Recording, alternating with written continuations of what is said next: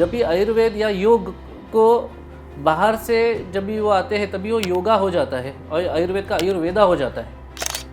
Then people start pursuing, अरे गोरो लोगों ने किया है तो साला सही होगा ना. So the major intentions of Ayurveda is about swasthasya swastharakshanam, that is prevention of diseases or optimizing anyone's life. There are certain treatments in Ayurveda which can definitely treat like depression. So नाट्य शास्त्र we are talking about the stage dramas which we yes, तो हमारे perform? yes absolutely. That is related to Ayurveda? Yes absolutely. जिसमें नवरस की संज्ञा दी गई है. तो नवरस में जो रौद्र रस है या फिर जो बाकी के इमोशंस है, फीलिंग्स है, इसका पूरा डिटेलिंग भरत मुनि के नाट्य शास्त्र में है. अति चिंता is one of the reasons for disturbing gut health. किसी भी चीज़ को, दिस में साउंड कंट्रोवर्शियल, लेकिन किसी भी चीज़ को अगर इमोशनल हम लोगों ने कनेक्ट कर दिया है, स्पेसिफिकली इन टर्म्स ऑफ भगवान, रिलीजन, तो वो ज़्यादा इजीली फॉलो हो जाता है. I have treated more than now 45,000 patients. So ये 45,000 पेशेंट्स में से ना there will be hardly 100 patients who are there for my treatment, who are visiting me due to under nourishment.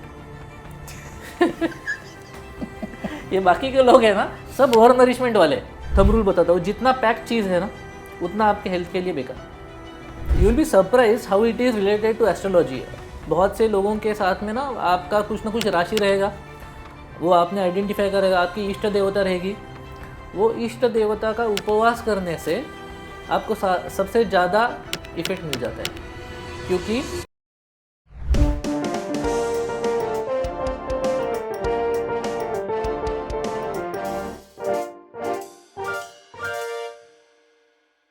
Namaskar and welcome to the RK Talk Show, a show created, curated and crafted by life, for life and from life. आज का episode really special है और बहुत fruitful, क्योंकि आज हम बात करने वाले हैं आयुर्वेदा के बारे में. कितना अमेजिंग है, कितना डीप है और कैसे ये सिर्फ मेडिसिन नहीं बल्कि एक कंप्लीट लाइफस्टाइल है. हम डिकोड करेंगे आयुर्वेदा के एंशिएंट रिचुअल्स को मॉडर्न लाइफ के कॉन्टेक्स्ट में. Diet, daily habits, kids health and nutrition, और कैसे आयुर्वेदा सीरियस टॉपिक्स जैसे कैंसर और ऑटिज्म को भी एक होलिस्टिक नज़रिए से समझता है. और इस मीनिंगफुल कन्वर्सेशन के लिए हमारे साथ है doctor Gaurav J Gupte, MD, gold medalist in Ayurveda, founder of urban Ayurveda. Honestly ये एपिसोड मस्ट वॉच है. ये आपकी लाइफ में रियल वैल्यू ऐड करेगा, trust me. So let's begin this powerful conversation. नमस्कार सर. नमस्कार. It is a really great pleasure to see such a young, dynamic entrepreneur getting into profession or probably a religion called Ayurveda. म्हणजे आपसे मैं जब बात कर रहा था तभी मुझे बहुत कुछ बातों की अनुभूति हुई कि Ayurveda is a religion for you. Yeah, absolutely. It's not a matter of media of income, Yeah. but it is a religion for you. So can we understand what is Ayurveda? Ayurveda is only about jadi booty or some vanaspati or some therapy, or Ayurveda है क्या? If I understand your question, हम उसका थोड़ा सा reframing करते हैं. We will start with what is the intention of Ayurveda. So as the name suggests itself, कि Ayurveda is about life. It is Veda of life. So it was derived from Atharvaveda. So there is nothing called Ayurveda as such in terms of Ved. Okay.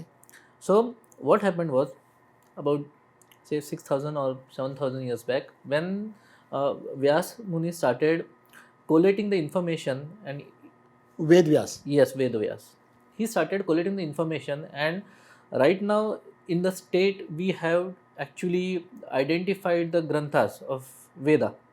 So that was the time he collated the information and organized it into few Vedas, which were Atharvaveda, Samaveda and other two Vedas, Rigveda, Yajurveda. So amongst those four major Vedas, there were certain sub-branches. And among those sub-branches, one of the branches which actually was derived from Atharvaveda was Ayurveda. Oh. So the structure of Ayurveda was like organized into multiple texts. Few of those texts are like world famous texts like Charak Samhita, Sushruta Samhita, and Ashtanga Hridaya. So those were the basic texts through which majority of the Ayurveda was propagated, and it went on for propagation till we were invaded by invaders like Islamic invaders as well as the Britishers. And the last research Samhita which was created was about 14th or 15th century. So to come again to the point, what is Ayurveda? So Ayurveda, as we all know, it is about science of life. Okay, so the major intentions of Ayurveda is about swasthasya swastharakshanam, that is prevention of diseases or optimizing anyone's life.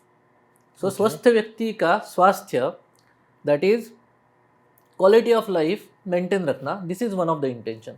And second intention is about curing diseases. आतुरस्य विकार प्रशमनम. आतुर यानी patient, patient का विकार, किसी भी patient का illness जड़ से निकालने के लिए, जड़ से निकालने के लिए, this is the second intention. तो first intention is about prevention of disease and second intention is about जड़ से डिसीज निकालने के लिए. So this are the basic two intention. If I understand, पहले तो प्रॉब्लम हो ही ना, परफेक्ट, और अगर हो गई तो उसको रूट से हमको जड़ से निकालना, that is the intention of Ayurveda.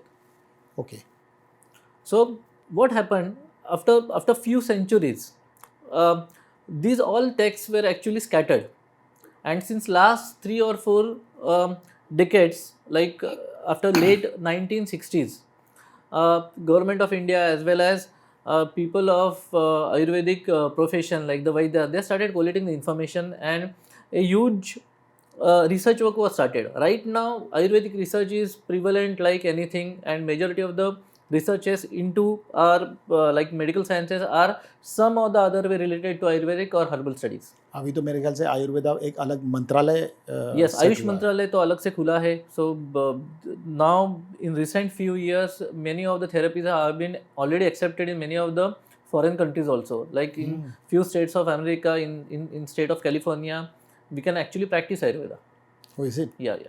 In a limited way, but definitely we can practice it. काफ़ी डेप्थ मिला ये आपके आयुर्वेदा के डेफिनेशन को लेकर, जहाँ पर हम ये समझ रहे हैं कि Ayurveda is a part of life, it is a art of life, it is a way of life. It is a way of life कि आप तकलीफ में ना हो, और अगर आप गलती से तकलीफ में आ गए तो उसको आप कैसे उसमें से करेक्ट करो. सो प्रिवेंशन एंड करेक्टिव दोनों मेजर्स आयुर्वेदा में है, इन अ वेरी लेमैन्स लैंग्वेज अगर मैं बोलूँ तो.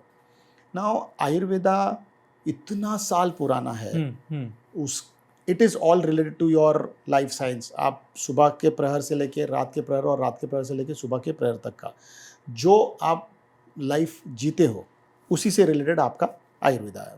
B it water intake, be it food intake, be it living, be it sleeping, be it meditation, be it anything. बराबर.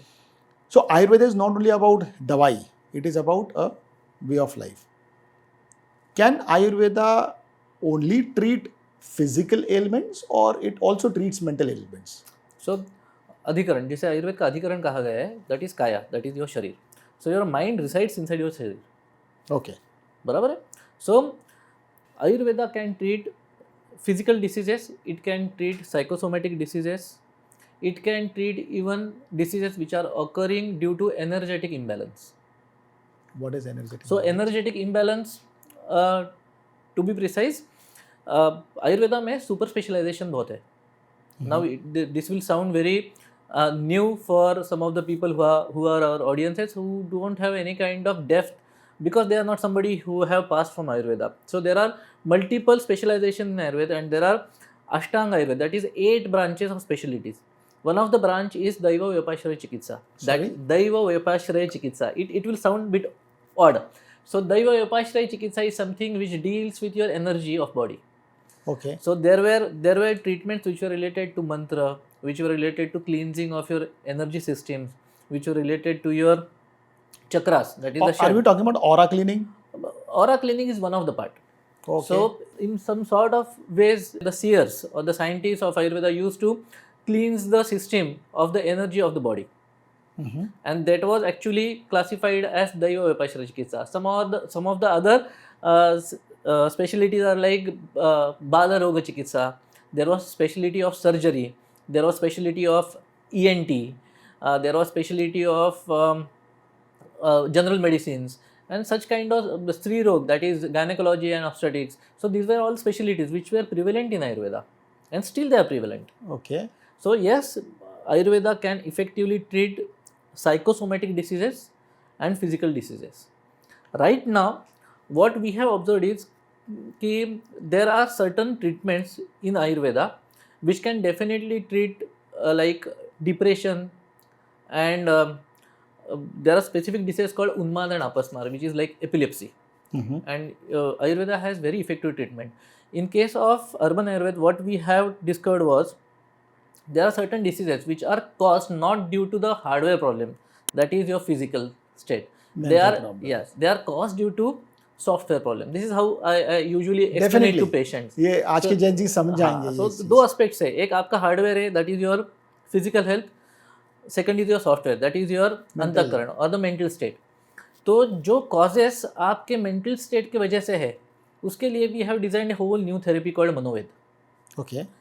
लेकिन जो प्रॉब्लम्स आपके हार्डवेयर के वजह से, जैसे केमिकल लोचा कहेंगे हम लोग, सो केमिकल लोचा हुआ है इसलिए आपका सॉफ्टवेयर बिगड़ा हुआ है and that is the reason you are not behaving in appropriate way, your cognitive functions have been disoriented, आपका सोचने का तरीका कुछ प्रॉब्लमेटिक हो गया, there are lot of emotional disturbances, लेकिन उसका कॉज है आपका फिजिकल इशू. Okay. वहाँ पे आयुर्वेद बहुत बढ़िया तरीके से काम करता है. लेकिन if the causes are into your अंतःकरण, into your software part, then we have designed a whole new system called Manoved. We have design मतलब ये अभी डिजाइन हुआ है, सालों से design. So these things were actually were found by us and they were in form of a coded sign language inside few of our granthas. So what happened was कि हम लोगों ने actually जब भी आयुर्वेद में मानसिक व्याधियों के लिए क्या क्या चिकित्सा है ये ढूंढने के लिए प्रोसेस चालू किया. It started in 2009 or 10 when I was just passing out from my MD and there was a patient, he was suffering from IBS. IBS is irritable bowel syndrome. उसमें एक्चुअली होता ऐसा है कि पेट बहुत ज़्यादा बिगड़ जाता है and he suffer from consistently loose motions, rectal bleeding, पेट दुखता है, irritated रहता है. So he had taken all kind of medication including allopathy, homeopathy, Ayurveda, everything. And somehow he was referred to me from some of my old patients. I did the Nadi Pariksha and I identified the root cause was not his physical problem. The root cause was about the anger which was suppressed inside him. You won't believe he had lost 16 kgs in 45 days. Oh God. Due to rectal bleeding. So he was actually on verge of having suicidal tendencies because he had given up on his health. तो वो समय पे हम लोग ने मैंने identify किया कि इसका प्रॉब्लम एक्चुअली सॉफ्टवेयर में है. तभी मैं actually I started looking into Ayurvedic text, ये स्टेट में हम लोग क्या काम कर सकते हैं सो दैट उसका सॉफ्टवेयर रीप्रोग्रामिंग हो जाए. जब भी मैं ढूंढने लगा इसके बारे में references, I stumble about many coded science which were inside the Ayurvedic text. So I started finding some of the clues in Bharat Muni's Natya Shastra. I found some of the clues in Tantra. I found some of the clues in Yoga Shastra. What is Bharat Shastra? Bharat Muni's Natya Shastra. What is that? Natya Shastra is something which is related to today's dramatics. So Natya Shastra, we are talking about the stage dramas which we तो हमारे perform? yes, absolutely. That is related to Ayurveda? Yes, absolutely. जिसमें नवरस की संज्ञा दी गई है. So नवरस जो may be Right. Public ये संज्ञा के बारे में पहचानते हैं. So नवरस में जो रौद्र रस है या फिर जो बाकी के इमोशंस है, फीलिंग्स है, इसका पूरा डिटेलिंग भरत मुनि के नाट्य शास्त्र में है और उसके रेफरेंसेस आयुर्वेद में आ गए. इंटरेस्टिंग. मतलब वो छिड़े को हम कनेक्ट करना अभी सही होगा कि जहाँ पर हम ये बोलें कि music, art, yes, any kind of art form Yes. Is again a therapy. Absolutely, it was therapy. Right now उसको थेरेपी के हिसाब से लोग लेते या नहीं है, I am not quite sure about that. लेकिन जब ये डिज़ाइन किया गया था तो सी अल्टीमेटली ना you need to understand there are 3 aspects of any kind of application. The base is about तत्व, principles. There is a framework which is derived from that base or the fundamental principles which is called Shastra, and there are ultimately applications which is called Vyavahar. So Tattva, Shastra और व्यवहार too intense, too deep. Yeah. I hope my audience understands what we are trying to say. आप I बार-बार will- pause कर करके सुन सकते हो पक्की बात, because ये मुझे भी grasp करने के लिए बहुत टाइम लग रहा है, because आपने जैसे See, कहा, correct me if I'm making it too complicated, because my intention is to make definitely, our definitely. audience understand what I'm trying to tell. See, Navrasa is something which are experienced by audience. तो जब भी वो एक artist किसी क्रोधित state में जाता है तो you can start experiencing those emotions inside you. Okay. So वहाँ पे रस की निर्मित होती है. So again connecting back to Ayurveda, now latest research has been proven कि होता ऐसा है कि जब भी आप किसी भी इमोशन को एक्सपीरियंस करते हो, there is a sort of chemical और प्रोटीन और ligands which are created inside your body. यानी अगर आपको दुख होता है तो आपके शरीर में दुख का मॉलिक्यूल जनरेट होता है. अगर आप क्रोधित होते हो तो आपके शरीर में क्रोध का मॉलिक्यूल जनरेट होता है. द पॉइंट इज दैट जैसे वो क्रिएट होता है, there is system inside your body, अपने आप वो डिजॉल्व भी हो जाता है, खत्म भी हो जाता है. इश्यू टॉक्सिक स्टेट में कब पहुंच जाता है? अगर मेरे शरीर में तैयार इतना हो रहा है और नष्ट इतना हो रहा है तो इतना बच जा रहा है, प्रॉब्लम तभी चालू होता है. So if I am experiencing consistent stress, सुबह उठता हूँ स्ट्रेस में हूँ, शाम को जाता हूँ घर पे स्ट्रेस में हूँ, काम पे जाता हूँ स्ट्रेस में हूँ, तो स्ट्रेस के रिलेटेड जो मॉलिक्यूल्स है which are literally physical type of proteins और सेमी मेटाबोलाइट्स, वो आपके शरीर में तैयार होते ही रहते हैं, लेकिन somehow in due course of natural process वो एलिमिनेट नहीं होते, वो डिजॉल्व नहीं होते, वो रिजॉल्व नहीं होते, वो वैसे ही रहते हैं. And they start take in a form of toxin. जिसे आजकल टॉक्सिन्स बढ़ गए, स्ट्रेस की वजह से तबीयत खराब होती है, ये इस मेटाबोलिक वेस्ट की वजह से होने लगती है. तो ये आयुर्वेद में तभी उनके टर्मिनोलॉजीज में बताया गया था. अति चिंता is one of the reasons for disturbing gut health. ये स्पेसिफिक उल्लेख आया है, अनेक व्याधियों में आया है. So coming back to your point कि नाट्यशास्त्र में, आयुर्वेद में ये सब कनेक्शंस है. नॉट ओनली नाट्यशास्त्र, आप आयुर्वेद, ज्योतिष शास्त्र, वास्तुशास्त्र, नाट्यशास्त्र, तंत्र, योग शास्त्र, ये these are all connected. So Ayurveda is not only about the medicines and treatment, but about the art which you spoke. Okay. Then again, it is all about the creating happy hormones. Yes. तो अभी जैसे मेरे गुरुजी ने कहा था कि अगर मैं 5th स्टैंडर्ड के बच्चों को समझा नहीं पा रहा हूँ, then I am not a good वैद्य. तो मैं अब थोड़ा सा Okay. 5वीं कक्षा के बच्चे लोगों को भी समझ में आ सके उस जॉनर में. Definitely. I will try to do that. जैसे आपने क्वेश्चन पूछा कि एक्चुअली होता क्या है आयुर्वेद के वजह से, तो आयुर्वेद में ना देर आर सर्टन थिंग्स.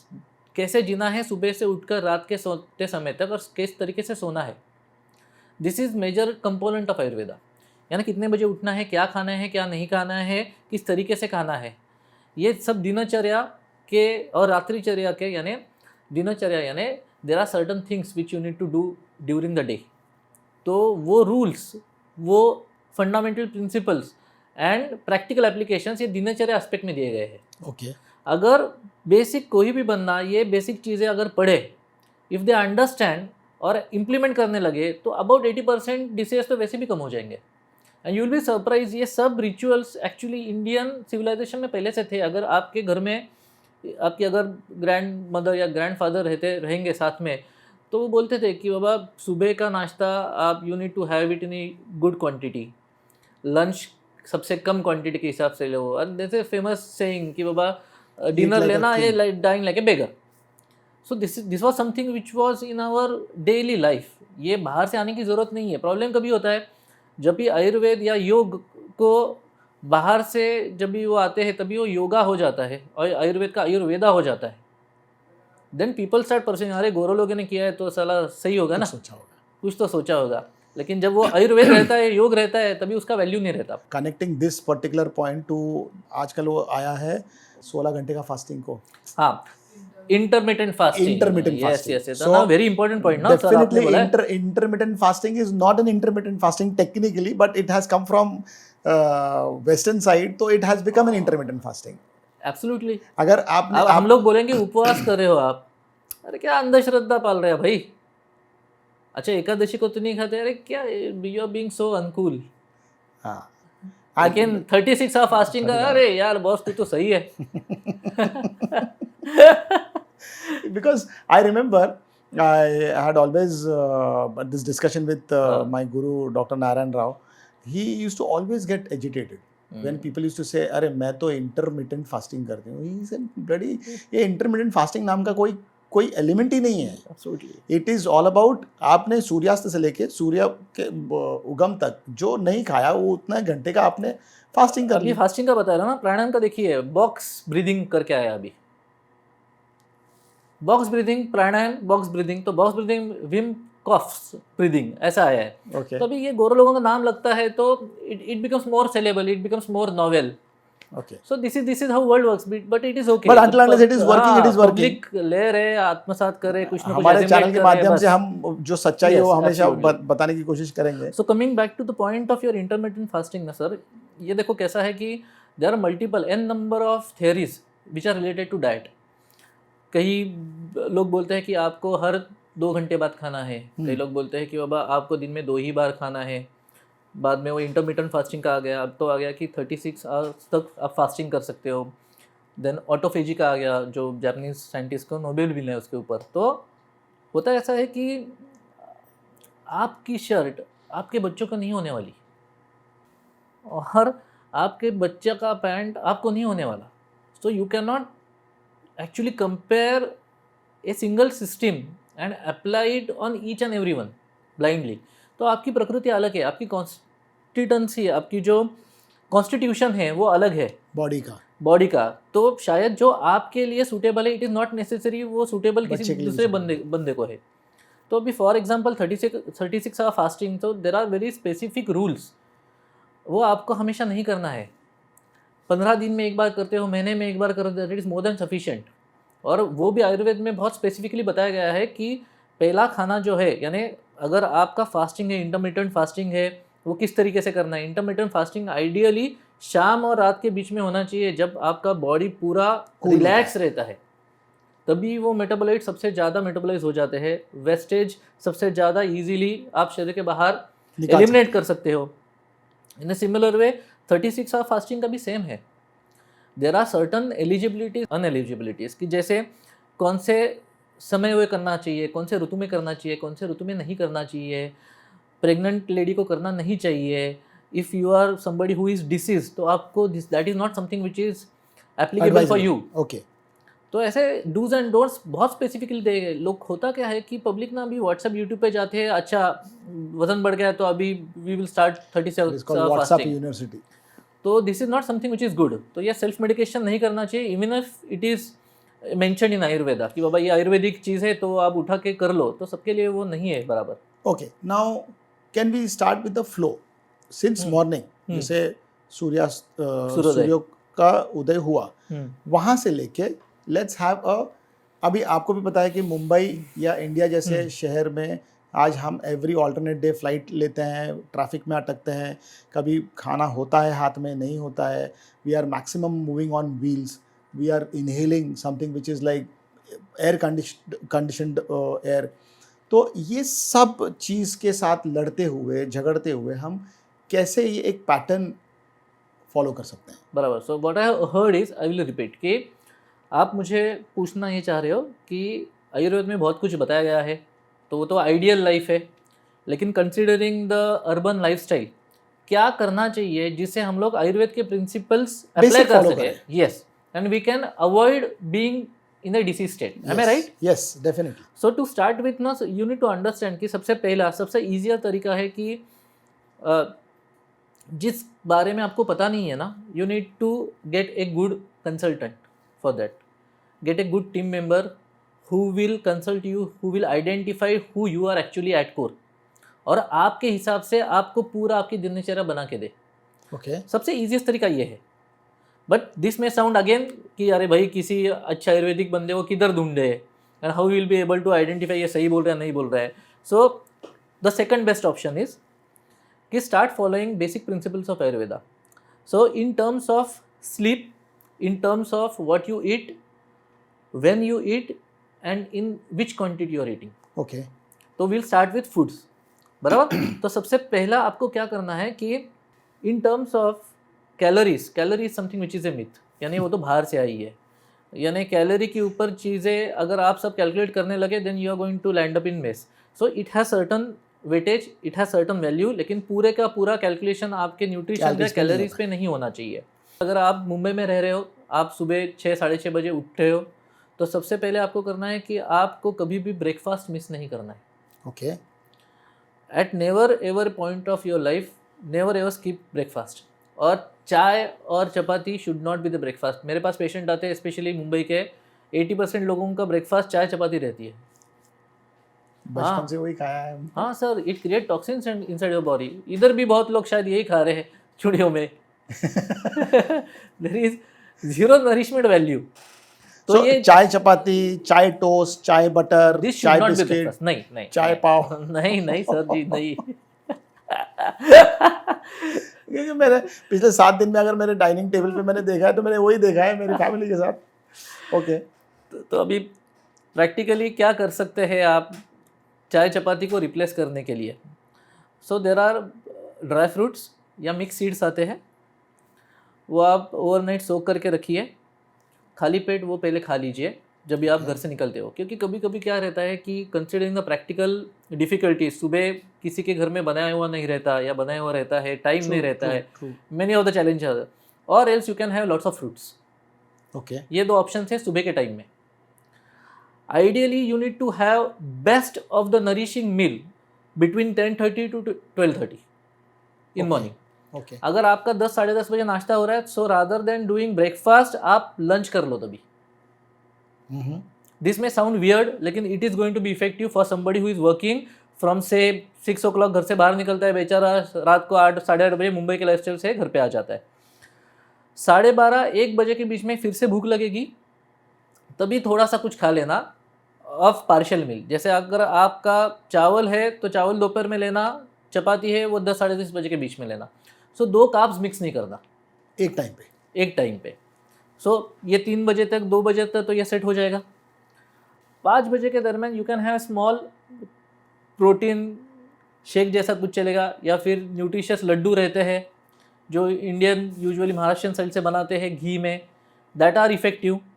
शुगर कम इस्तेमाल करना. You can again have some sort of dry fruits या मखाना, टिपिकल कुछ ना कुछ फीलर्स रहते हैं. अगर आप 6-6:30 बजे घर पे पहुंच रहे हो, at that time you need to have your dinner. अगर ये सेट हो जाता है ना, तो सर आपके बहुत से प्रॉब्लम सॉल्व हो जाएंगे. ओके. ये आ गया कि आप कितने बजे खाना चाहिए, अभी क्या खाना चाहिए, कितने क्वांटिटी में खाना चाहिए. Again just follow a simple rule. Ayurveda में कहा गया है, if you divide your stomach into 4 components और वॉल्यूम ऑफ 4 कंपोनेंट्स, तो उसमें से 2 कंपोनेंट्स अन्न से भरने होने चाहिए, सॉलिड फूड से. एक component that is 1/4 should be filled with liquid, और 1/4 कंपोनेंट शुड रिमेन एम्प्टी. तो इसका अल्टीमेट मतलब क्या है कि आपको आधे पेट तक ही खाना है, कभी भी पेट भर के खाना ही नहीं है. वो मुझे अभी याद आ रहा है, बुफे कॉम्बो ऑफर, अनलिमिटेड. आधे पेट तक ही खाना है. This is a very simple rule. Your body will start telling you, your body system is too much intelligent then your mind. तो आपकी बॉडी आपको बताएगी कि क्या तकलीफें हो रही है. तो ये 3-4 चीज़ें सिंपल फॉलो करो कि आप आधे पेट तक खाओ. According to your metabolic rate minimum 2.25 घंटा, मैक्सिमम 6 घंटा. इससे ज़्यादा, यानी जो कफ प्रकृति के रहते हैं उनका गैप 6 घंटे से ज़्यादा नहीं होना चाहिए. जो पित्त प्रकृति के रहते हैं उनका 2 खाने के बीच में गैप 2.25 घंटे से कम नहीं होना चाहिए. अब ये शास्त्रोक्त सब वचन है. आपकी प्रकृति कौन सी है, you can just identify by getting help of any good Ayurvedic Vaidya.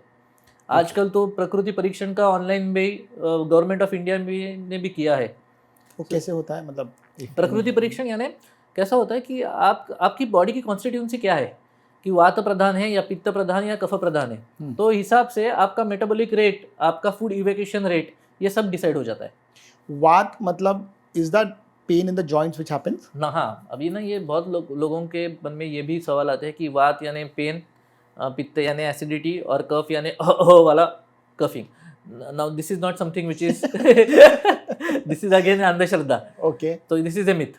To make it easier, जो भी फंक्शनल कंपोनेंट्स आपके शरीर में which are responsible for movement are all categorized as वात. ओके. सो चलना फिरना, दौड़ना, देखना, ये कर रहा कौन है, तो ये जो फंक्शनल यूनिट्स कर रहे हैं उसको वात कैटेगराइज किया है, यानी आपका आईलिड्स Eyelids. क्लोज हो रहा है, आपका मुंह खुल रहा है, आपका ब्लड एक पॉइंट से दूसरे पॉइंट तक जा रहा है, आपके सेंसेशन से ये पैर से लेकर ब्रेन तक, ब्रेन से लेकर हाथ तक जो कुछ जा रहे हैं, these all are movements. Okay, किधर से किधर कुछ ना कुछ मूव हो रहा है, आइदर इम्पल्स मूव हो रहा है, एनर्जी मूव हो रही है, या फिर कुछ एंटिटी मूव हो रही है। तो ये सब मूवमेंट को कैटेगराइज किया गया है वात में। Okay, anything understood, anything which involves conversion या डाइजेशन, यानी एक स्टेट से दूसरे स्टेट तक कन्वर्ट हो रहा है। आप रोटी खा रहे हो, इधर रोटी तो नहीं लग रही, आप चावल खा रहे हो, इधर चावल तो नहीं लग रहा है, इट इज़ गेटिंग मेटाबोलाइज्ड। तो वो मेटाबॉलिज्म के कन्वर्जन के जो कुछ फैक्टर्स है, दे आर कैटेगराइज्ड एज पित्त। Okay, okay, understood. और ये दोनों चीज़ों को स्टेबलाइज करने के लिए जो कुछ फंक्शनल यूनिट्स है, दे आर कैटेगराइज्ड एज कफ। फंक्शनल यूनिट्स मतलब ये दोनों को जो बैलेंस करता है? नहीं, फंक्शनल यूनिट्स यानी दीज आर नॉट एनाटॉमिकल और स्ट्रक्चरल यूनिट्स, यानी आप ऐसे निकाल के ये देखो वात का मॉलिक्यूल, ये देखो पित्त का मॉलिक्यूल, ये देखो कफ का मॉलिक्यूल, ऐसा नहीं बता सकते।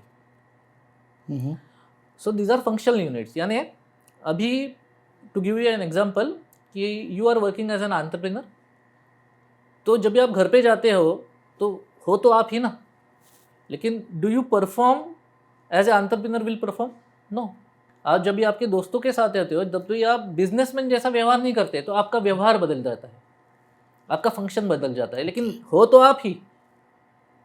Am I making it complicated? No, definitely. I completely understand. I hope my audience is also understanding, because एक पर्टिकुलर शख्स या एक पर्टिकुलर फॉर्म का जो ट्रांसफॉर्मेशन होता है उसकी इकोसिस्टम को लेकर, Yes, perfect.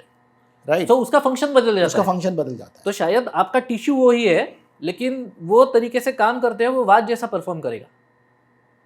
ओके, और ये सब जो फंक्शनल यूनिट्स है, they are called as vata pitta kapha. Ultimately this functional units are composed by 5 basic elements, जिसे पंचमहाभूत कहा गया है। सो पंचमहाभूत में आकाश, वायु, तेज यानी अग्नि, आप और पृथ्वी, ये 5 महाभूत है जिससे पूरी सृष्टि बनी गई है, जिससे आपका शरीर बनाया गया है। और ये 5 महाभूत से ही वात पित्त कफ की निर्मित हो गई है। सो मेन जो स्ट्रक्चरल यूनिट्स है, जो मेन एलिमेंटल यूनिट्स है, दिस आर पंचमहाभूत, और उसके फंक्शनल यूनिट्स जो है वो 3 है, वात पित्त कफ। ठीक है। इन डेप्थ एटलीस्ट मुझे बेसिक समझ में आ गया कि Ayurveda comes is not only derived from some जड़ी बूटी, but it is a form of life, and how that form of life is impacting your... ये इसके प्रिंसिपल्स है। पंच महाभूता आर प्रिंसिपल्स ऑफ आयुर्वेदा। उसके ऊपर से उन्होंने फ्रेमवर्क बनाया, दैट फ्रेमवर्क इज त्रिदोष सिद्धांत, दैट इज 3 दोष। 3 दोष यानी वात पित्त कफ। जब भी ये दोष नॉर्मल स्टेट में रहते हैं, इट हेल्प्स योर बॉडी। जब ये विशेड हो जाते हैं, जब ये इम्बैलेंस में आ जाते हैं, तो आपका बॉडी का प्रॉब्लम चालू हो जाता है, diseases will start arising. Okay, now as you have given the understanding कि सुबह अगर आप 6 बजे 7 बजे निकल रहे हो तो आप कुछ सीड्स खा लो, कुछ भिगाए हुए आप नट्स खा लो, that will give you a good this is like a thumb rule, यानी ये सब लोगों को करना चाहिए, कंपलसरी करना चाहिए। This is not what I am trying to tell. So you are just trying to give एक सिंपल कुछ हैंडी सॉल्यूशन। तो आप आपके हाथ में ये है, आप चाय रोटी से बेहतर है। This is what I am trying to tell. And 10 साढ़े 10 से लेके 12:30 के बीच में आपका एक मील खत्म कर लो। यस, मील के अंदर सबसे नरिशिंग मील जो है ना तभी होना चाहिए। ओके, सो दाल रोटी, जैसे मैं है ना, I just give you an example of my travel experience. I have seen this experience in south. South में आपको एक अक्खा भरा पूरा मील का थाली सिर्फ दोपहर में ही मिलेगा, एकदम परफेक्ट। आप रात को जाओ, they will say no, they will look at you as if आपने कुछ तो उनका कुछ sir, you are telling absolutely important observation. South में, केरल में ना, few of our companies are in Kerala also. वहाँ पे मैं जब भी रेगुलरली जाता हूँ, वहाँ पे घर पे भी एनी नॉर्मल केरला हाउस जो आयुर्वेद में दिया गया है ना, वैसे के वैसा फॉलो करते हैं। अगर आप महाराष्ट्र के गांव में भी चले जाओगे ना, तो वहाँ पे भी जो हो रहा है अभी, बहुत सी जगह पे तो अर्बनाइजेशन हो ही गया है, लेकिन गांव में शायद आप जब भी बचपन में जाते रहोगे, उधर का lifestyle they were all aligned to Ayurveda automatically. 100%। कुछ करने की अलग जरूरत ही नहीं, because it was embedded in their daily rituals. Because मैं साउथ में जाऊँ, कोई भी वो शहर में जाऊँ साउथ के, बीट कर्नाटका, केरला और Tamil Nadu, even Andhra, Telangana, I have never seen meals been served after 7:30. वो Yes, अगर yes. आप उनको बोलो कि सर मेरे को एक मील चाहिए तो they will look at you as if you have Yeah, demanded no, something. बराबर, You don't belong to them. फिर वो आपको बोलेंगे आपको टिफिन मिलेगा, या तो आपको डोसा मिलेगा, या तो आपको कुछ ऐसा चीज मिलेगा which is lighter to eat. बराबर है. Right. So definitely I think that is how they Now, have been absolutely. अभी following. जैसे आपने कहा ये दिनचर्या के बारे में, सिमिलरली सीजनल वेरिएशन भी है. अभी for example in our case Shravan महीने में usually people don't prefer to eat nonveg, क्योंकि वो समय में आपकी digestive system in the whole period of year सबसे वीकेस्ट रहती है. Oh. इसलिए तभी नॉनवेज खाना it is not appropriate. Okay. So again, it is something which is Ayurveda, which is embedded into a religious system और in our सनातन धर्म, लेकिन वो कोडेड फॉर्म में है. किसी भी चीज़ को, दिस में साउंड कंट्रोवर्शियल, लेकिन किसी भी चीज़ को अगर इमोशनल हम लोगों ने कनेक्ट कर दिया स्पेसिफिकली इन टर्म्स ऑफ भगवान, रिलीजन, तो वो ज़्यादा इजीली फॉलो हो जाता है. So our scientist, our ancient sages were very intelligent. उन्होंने मैक्सिमम चीज़ें जो थी ना which were important for your health, वो अपने आप धर्म से जोड़ दी. कि अब एकादशी के दिन आप उपवास कर लो, क्योंकि नाउ रिसर्च हैज़ प्रूवन कि एकादशी के समय में पूरे महीने में आपकी सिस्टम, आपकी डाइजेस्टिव सिस्टम सबसे वीकेस्ट रहती है, और श्रावण महीने में पूरे साल में सबसे वीकेस्ट तभी रहती है. वो हाँ, आता तुम्ही जैसे आपने अगर 36 आवर का फास्टिंग है वो एकादशी के दिन कर लिया, यानी एकादशी के एक दिन लास्ट यानी पहले रात को शाम तक आप 6-6:30 बजे आप खा लीजिए. एकादशी में सिर्फ जलपान कीजिए, हर्बल कुछ टी रहेगा तो चलेगा, दिन भर बहुत पानी पी लीजिए. दूसरे दिन एकादशी के नेक्स्ट डे आप सुबह खा लीजिए थोड़ा सा लाइट मील. 36 आवर का फास्टिंग हो गया. सो दैट इज ओके फॉर एक महीने में एक साइकिल की. परफेक्ट. तो हम लोगों में वो एकादशी का उपवास बोलते हैं. You will be surprise how it is related to astrology. बहुत से लोगों के साथ में ना आपका कुछ ना कुछ राशि रहेगा, वो आपने आइडेंटिफाई करेगा, आपकी इष्ट देवता रहेगी. वो इष्ट देवता का उपवास करने से आपको सबसे ज़्यादा इफेक्ट मिल जाता है, क्योंकि दिस देवता reside inside your body. Definitely we do have symbols which are outside, but there are clear cut references in Sushruta Samhita that देवता रिसाइड इनसाइड योर बॉडी. तो वो देवता की एनर्जी है वो आपको ट्रिगर कैसे करनी है. तो तभी के दिन आपके जाठर अग्नि में वो जो यज्ञ है जाठर अग्नि का, वहाँ पे वो देवता के आपके शरीर की आहुति दे दीजिए. तो अभी फॉर एग्जांपल आपका इष्ट देवता is somebody who is which is like Maruti, तो मंगलवार या शनिवार के दिन आप फास्टिंग कर लीजिए. So that will be much more effective for you because that is now a personalize system. तो इस तरीके से पर्सनलाइजेशन किया गया है. आपकी प्रकृति, आपके एस्ट्रोलॉजिकल, आपका हॉरोस्कोप के हिसाब से इष्ट देवता कौन सी है तभी के दिन उपवास कर लीजिए. It will be most effective. Oh okay. So in fact ये मेरे ख्याल से ये बीच के 25-30 सालों में बहुत सारे लोगों ने उसको मिथ बना के उसको अभी ऐसे बोल दिया, अरे मंगलवार क्या होता है, अरे गुरुवार क्या होता है, इसके तो हफ्ते में 7 दिन उपवास ही होते हैं. So now I connect to your reference. यही लोग ना हॉस्पिटल्स में जाके घूम के बाद में हमारे पास आ जाते हैं. So now I understood that how since morning से लेके evening तक मैं शाम को 6-6:30 बजे तक अगर घर पहुंच गया, जो कि 99% पॉसिबल नहीं होता है, लेकिन अगर समझो मेरा रात का मील मैं स्किप कर गया, मैं नहीं खा पाया, तो घर पे आने के बाद can I have a meal or I should be having a limited if you're trying to portion. have your dinner after say 8:30-9, actually it won't be effective for you in terms of digestion. तभी ideally जो urban lifestyle से लोग जी रहे हैं ना, उनके लिए सबसे बेहतर क्या है कि आपको पता है ना कि आपको घर जाने के लिए लेट हो रहा है, वैसे भी आप कुछ ना कुछ टिफ़िन तो लेके जाते हो, एक्स्ट्रा टिफ़िन ले लीजिए. 6-6:30 बजे आप ऑफिस में खा लीजिए. You can have meal replacement. See again there are many practical solutions which are available. आपको बाहर का जंक फूड खाने से बेहतर है घर का डब्बा खा लीजिए आप. It might sound tedious, many of times ये प्रैक्टिकल भी हो जाता है, क्योंकि आप वो 5-6 के बीच में ना 99% लोगों को भूख लगती ही है, तभी वो भेल खाते हैं, चिवड़ा खाते हैं, फरसान वड़ा पाव खाते हैं. Rather than that you go with good protein meal. Worst possible scenario, proteins भी आते हैं, अच्छे प्रोटीन शेक्स भी आते हैं, आप प्रोटीन शेक लीजिए. This is not something which is most effective, लेकिन वड़ा पाव से तो बेहतर है। Any time. You can have boiled eggs, you can have actually dinner, आप बाहर जाके थाली भी मिल जाएगी, आप वो खा सकते हो। घर पे आने के बाद ज़्यादा से ज़्यादा मूंग का, मिक्स दाल का, इवन नॉनवेज सूप चलेगा, लेकिन सॉलिड फूड नहीं लेना। कार्ब्स तो बिल्कुल नहीं लेना, यानी कार्ब्स यानी रोटी, भाकरी, चावल, मैदा नहीं लेना। नहीं। सो उससे क्या होगा, मल्टीपल फायदे हो जाते हैं कि night is the only period जहाँ पे आपकी बॉडी खुद को हील करती है। अगर वो पीरियड में, वो रात के समय में, if your brain is occupied and your stomach is occupied with digestion, so your body won't be able to heal. तो सोने से पहले 1.5-2 घंटा आप स्क्रीन ऑफ कर लीजिए, लाइट डिम कर लीजिए, लाइट नहीं रहेंगे बहुत और बेहतर, और पेट को आराम दीजिए 2-2.5 घंटे पहले, तो अपने आप बॉडी सेटल होने लगेगी कि अगले दिन आप फ्रेश उठोगे, हीलिंग वैसी ही हो जाएगी, इंटरमिटेंट मील का फास्टिंग भी हो जाएगा, सब कुछ ओके। बट ये मेरा भी पर्सनल अनुभव रहा है कि whenever I have tried not eating after 6:30, 7:30, 8:30, I have really felt good. मुझे बहुत अच्छा लगा है कि next day in the morning you pass your motions, you start your day and you are fresh, energetic, fresh, absolutely, बहुत fresh होता है। मतलब ऑफ कोर्स गुरुजी ने बहुत बार कहा है कि तुम अगर नहीं खाओगे तो ज़्यादा फ्रेश रहोगे, एब्सोल्युटली, बराबर, एंड ज़्यादा healthy जियोगे।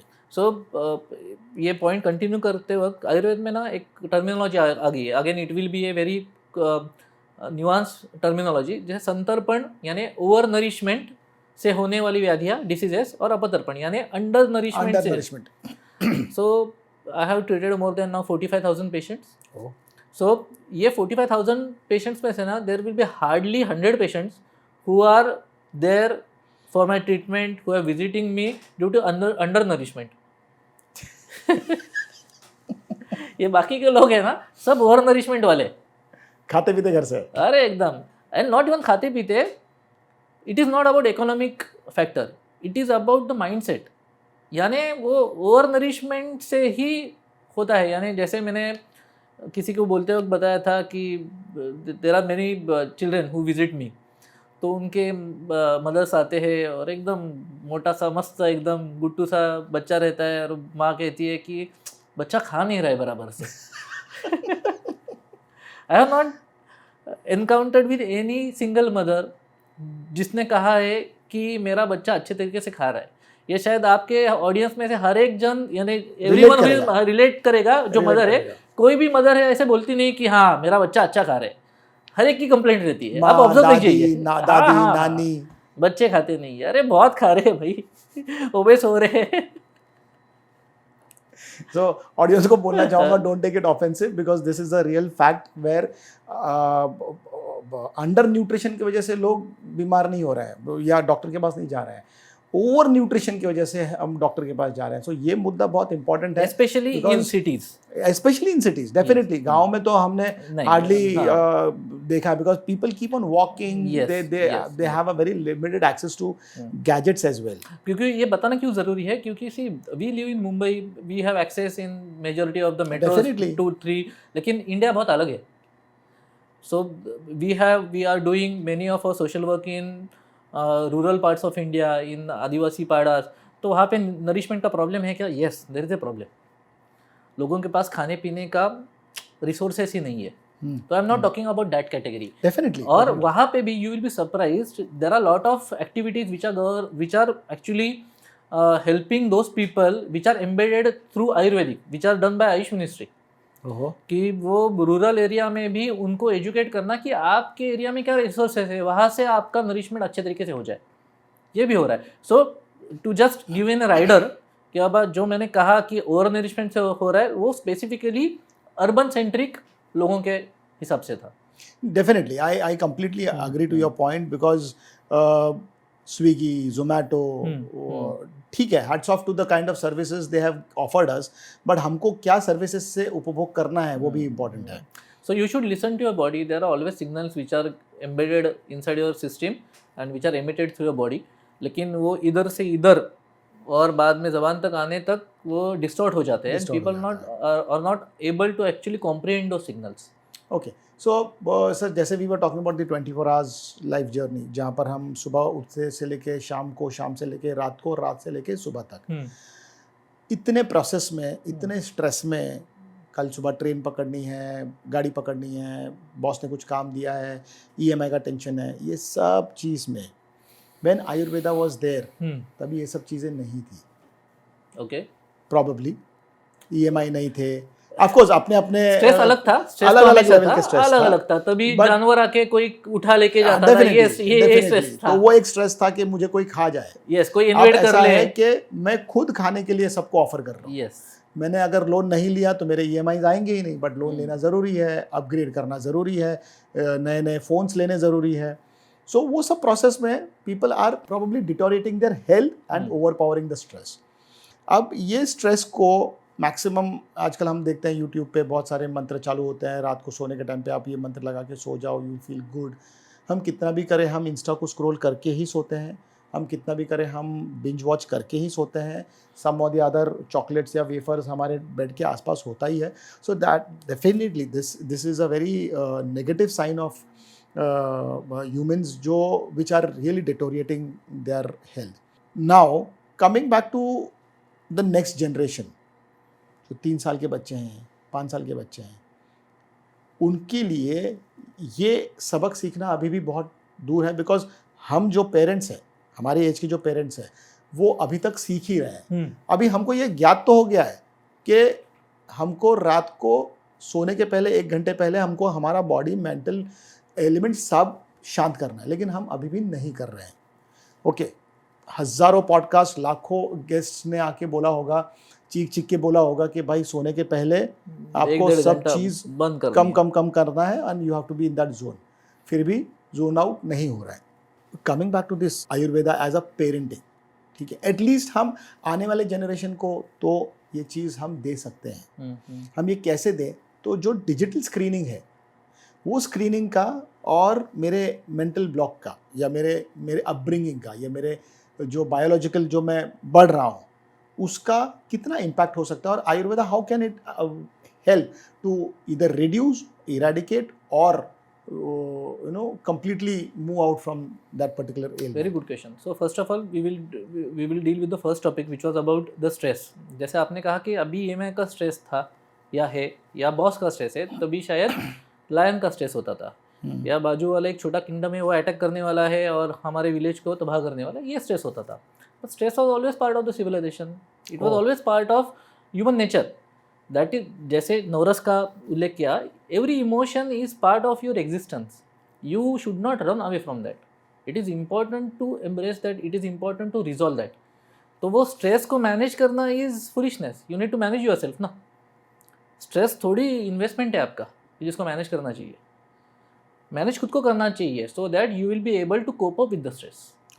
So this is first thing which is most important. Definitely understood. Second thing is कि जैसे आपने कहा कि आयुर्वेद को कैसा इम्प्लीमेंट कर सकते हैं, बच्चे लोग ना उनके पेरेंट्स का अनुकरण करते हैं, दे यूजुअली कॉपी देम।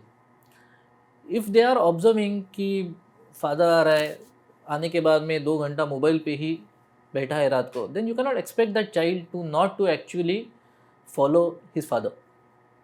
अगर माँ आ रही है, वो खाना बनाते वक्त if she is not in good state of mind, तो वो जो खाना बनेगा that won't have that appropriate energy. वो क्या देख रहा है, खाना बनाते वक्त, खाना खाते वक्त there is always kind of not so good, not so pleasant conversation, transaction है। हाँ, so that is going to have impact. So सबसे पहला इंपॉर्टेंट चीज़ क्या है कि पेरेंट्स को खुद उसका अच्छी चीज़ें आत्मसात करनी चाहिए। They should be aware about what things are appropriate and what things are not. तो अगर खुद को वो एजुकेट करने लगेंगे, अपने आप चीज़ें बच्चों में आने लगेगी। लेकिन to be specifically, if there will be some in our audience, कुछ ना कुछ पेरेंट्स ऐसे रहेंगे जो अवेयर है कि कुछ ना कुछ करना चाहिए, लेकिन they don't know what exactly to do. तो जैसे मैंने कहा कि सबसे पहले बच्चों को एक्सेसिव नरिशमेंट देना बंद करो। ओके। और नरिशमेंट के नाम पे कुछ भी देना बंद करो। यानी many of the people are there who think that biscuit देना अच्छी बात है, तो ब्रेकफास्ट में या शाम के टाइम में फिलर के लिए बिस्किट दिया जाता है। So biscuit is not something which is a replacement for nourishment, good nutrition और नरिशमेंट। सो ऐसे एक सिंपल थंब रूल बताता हूँ, जितना पैक चीज़ है ना, उतना आपके हेल्थ के लिए बेकार। जितना कम पैक है, यानी खुला हुआ ब्रेड इज गुड ऐसा नहीं है। सो जिसको ज़्यादा प्रिजर्वेटिव या पैकिंग की ज़रूरत लगती है वो इतना आपके शरीर के लिए, जो भी रॉ फॉर्म में है maximum. Yes, home cooked fresh meals are absolutely good. Ayurvedic parenting, जैसा आपने कहा कि we do have a whole system for that. अपना एक पूरा डिपार्टमेंट है विच आर डेडिकेटेड फॉर बीज संस्कार, गर्भ संस्कार एंड आयुर्वेदिक पेरेंटिंग। तो वो बच्चे का कॉन्स्टिट्यूशन क्या है, वो बच्चे का प्रकृति कौन सी है, तो उसके लिए आगे ज़िंदगी भर क्या सूट होने वाला है क्या नहीं होने वाला है, वो इनिशियल डेज में ही आइडेंटिफाई कर लेते हैं हम लोग कि बाबा इस तरीके से आप उसको खाने को दीजिए, these are going to be something. जैसे फॉर एग्जांपल कई बच्चों को दही सूट नहीं करता, लेकिन नॉर्थ इंडिया में जाओगे तो दही लस्सी they are part of the culture, कुछ नहीं होता उनको। But if you are somebody who is staying near sea coast और आप डेली दही खा रहे हो, it is going to have an impact. Now this will sound weird कि आप अगर राई का तेल, if you are somebody who is living to the north of India, राई का तेल आपको साथ में है, आपको तकलीफ नहीं देगा। But if you come to the southern part of India और central part of India, then it won't be suitable for you. उससे हीट बढ़ेगी, उससे तकलीफें बढ़ेगी, उससे पित्त बढ़ेगा। अभी ये छोटी छोटी चीज़ें ना, अभी ये एजुकेट करने की ज़रूरत है। And there are lot of avenues which are available for parents to get themselves educated. तो जैसे मैंने पहले भी कहा था, 3-4 स्पेसिफिक चीज़ें हैं कि बाबा क्या नहीं करना चाहिए। अगर बच्चा दिन भर उसका एनर्जी लेवल्स मेंटेन हो रहा है, वो अच्छे तरीके से सो रहा है, उसका पेट अच्छे तरीके से साफ़ हो रहा है, उसका मूड स्विंग्स एकदम बराबर है, कुछ बिल्कुल ऐसे टैंट्रम्स नहीं है, this 4 signs are enough to identify कि आपका बच्चा अच्छा एकदम है, हेल्दी और फिट है, एकदम थंब रूल है। हाँ, ये अगर ये 4 में से एक या ज़्यादा इश्यूज आपको थोड़ा सा नोटिस हो रहे हैं, then immediately visit a good Ayurvedic physician, because वहाँ पे वो बच्चों का लाइफस्टाइल, यानी देखो कभी भी कॉज के सिवाय इफेक्ट नहीं आएगा। जब तक कारण है तब तक कार्य होने वाला है। तो बच्चे के खाने पीने में क्या आ रहा है, किस तरीके से दिया जा रहा है, कौन सा पदार्थ दिया जा रहा है, कौन से टाइम पे दिया जा रहा है, तो दीज आर द कॉजेस। और इफेक्ट आ रहा है कि उसको अस्थमा हो रहा है, उसके कॉन्स्टिपेशन की तकलीफ हो रही है, उसकी शुगर बढ़ रही है, उसका ओबेसिटी बढ़ रहा है, उसका फैट्स बढ़ रहा है, उसका कॉग्निशन लो हो रहा है, उसका अटेंशन डिफिशिएट हो रहा है, वो कॉन्सेंट्रेट नहीं कर पा रहा है। So these are just effects, लेकिन उसके कॉजेज उसके लाइफस्टाइल में है। तो rather than started immediately bombarding with medicines, आप आइडेंटिफाई कर लो कि कॉज क्या है एंड स्टॉप दैट कॉज, तो अपने आप वो डिसीजेस नष्ट होने लगेंगे। मतलब एज राइटली सेड दैट अगर हमने उनको वहाँ पर रोक दिया, हाँ, मतलब मेरे ऑडियंस को तो मैं डेफिनेटली अपील भी करूँगा, हाथ जोड़कर भी विनती करूँगा कि भाई आप लोगों ने अपना तो लाइफ जी लिया या आप जी रहे हो, बट अपनी आने वाली पीढ़ी जो अपना देश गढ़ाने वाली है या जो अपना देश चलाने वाली है, उसके लिए कुछ चीज़ों का डूज एंड डोंट्स आपको भी समझ में आ गया है मैं क्या कहना चाहता हूँ, और ये आपको भी समझ में और बात आ गई है कि ये क्या नहीं करना चाहिए। So let's have a drive, let's have an initiative with doctor Gupte ji who has his own various clinics, जहाँ पर वो ये सब चीज़ सिखाते भी हैं और समझाते भी हैं। मेरा एक ही अपील रहेगा सारे लोगों से कि आने वाली पीढ़ी से आप डिजिटल, दैट इज़ ये जो स्क्रीन वाली जो दुनिया है उसको थोड़ा सा दूर करिए। जैसे सर ने बताया कि 3-4 एलिमेंट्स है, उसके ऊपर ध्यान दीजिए। एंड पैक्ड फूड को आप ना बोलिए, ताकि आप जो आपके बच्चे को दोगे उसके लिए रिस्पॉन्सिबल आप ही रहोगे।